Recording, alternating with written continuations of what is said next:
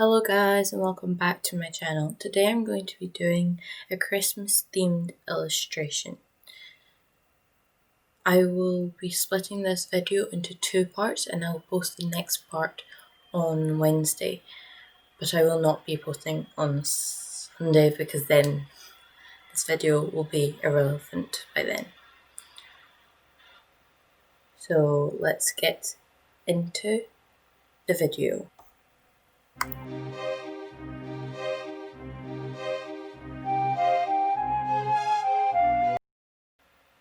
So I started off by sketching out the rough position of all my characters. For this Christmas illustration, I had a very clear idea in my head of what I wanted. I wanted to have my main OCs, which is Lily, Hannah and Bella, to be in the room kind of getting ready for Christmas, maybe on like maybe the week before Christmas or like Christmas Eve or something, getting ready, decorating the tree, wrapping presents, that kind of stuff. So I had this idea in my head and I just needed to kind of somehow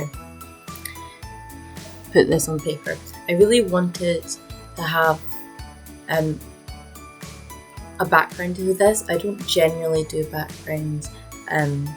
I need to do them more. I just find it quite hard to think of a background and like a position of character and everything. And yeah, by the time I finish drawing the character, I'm normally way too fed up. And I like moving on quickly. Like I want to maybe put an hour to an illustration and then like be able to move on. I don't want to just keep going for like multiple hours, so I generally just leave backgrounds. So just put some like circle or some colours behind a character and just leave it. But I felt like this is probably going to be the last major illustration I do this year, so I wanted to put everything I've learned over the last year and all the new skills I've acquired into this and make it really, really good.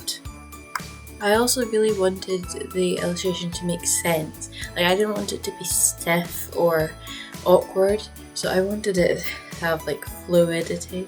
Is that a word? I need to check that. Anyway, so I didn't look up any reference for this. I did take some photos of myself doing weird things so I could have like some sort of reference for things, but I also kind of just made up a lot of it. I know you're supposed to use a reference even if it's very cartoony, but I didn't for the majority of it.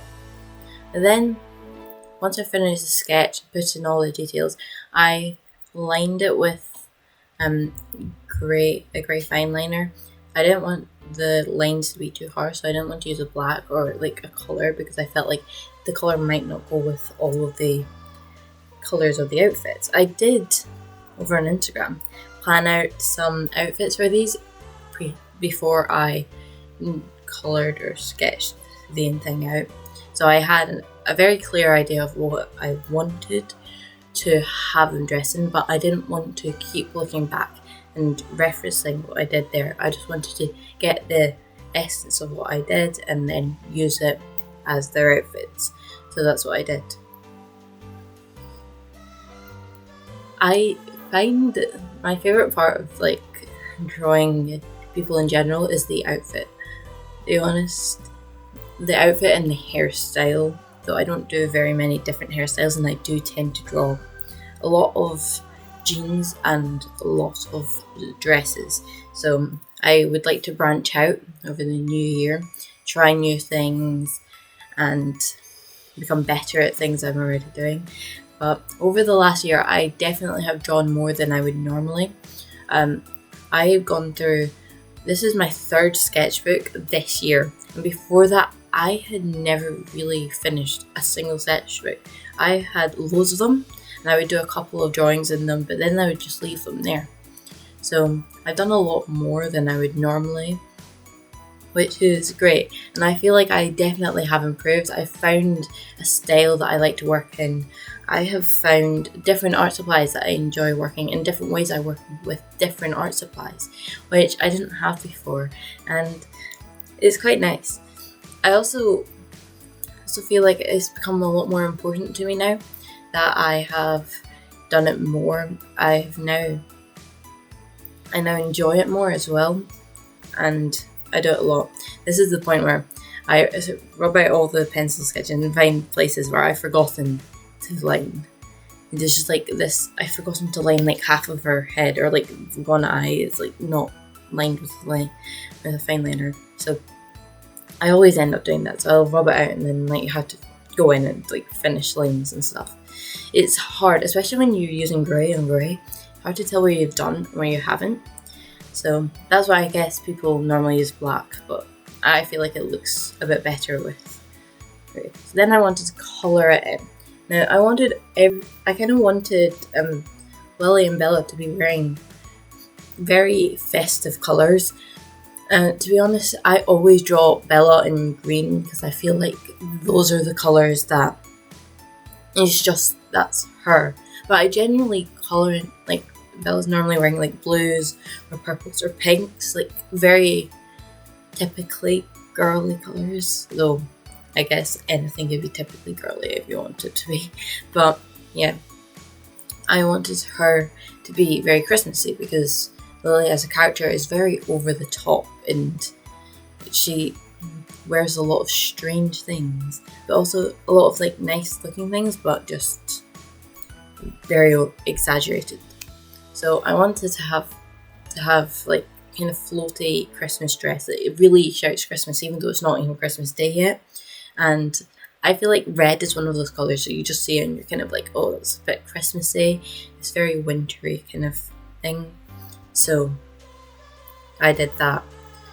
I was also doing this in stages, just kind of, I decided to do, well, I'll do Lily today and then I'll do like maybe some of the wreaths and some of the baubles and stuff, and then, so like I said, I get really bored quite quickly, so I wanted to take small chunks of the illustration and do them at a time, so then I wouldn't get too fed up too quickly and I could kind of keep a fresh mind on this. So I did one character at a time with a couple of background elements, and then I just left it alone, did other things like read or just drew other things, finished homework, general things. And yes, this was a lot. This first bit I was still in school and I haven't finished it because I get distracted really easily, and if I stop I generally don't finish, but I know that if I try and push myself to finish it all in one go, I will get really bored really quickly and just not finish it ever. So yeah. So then I moved on to Lily again with a green dress, and I had a bit of a problem with kind of drawing her because I wanted to just be sitting down kind of wrapping presents, really, just holding a present just to show there's a present there. She's trying to get ready, but I wasn't really sure how to like draw someone wrapping a present, so she's kind of just holding it. Also, I had a bit of a problem with her dress and her legs. They kind of look a little bit weird, but because it's quite a large illustration and not completely focused on her, it's fine. We're gonna pretend her legs don't look really weird and that it looks correct, because it doesn't. But anyway, for this illustration I used a mixture of watercolour pencils and watercolour, which is, I'd say, probably one of my most used mediums off camera, but I generally don't use it very much on camera.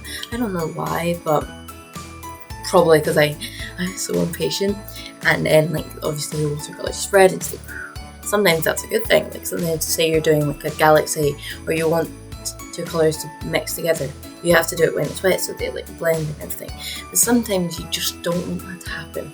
Like it happened to Lily's eye.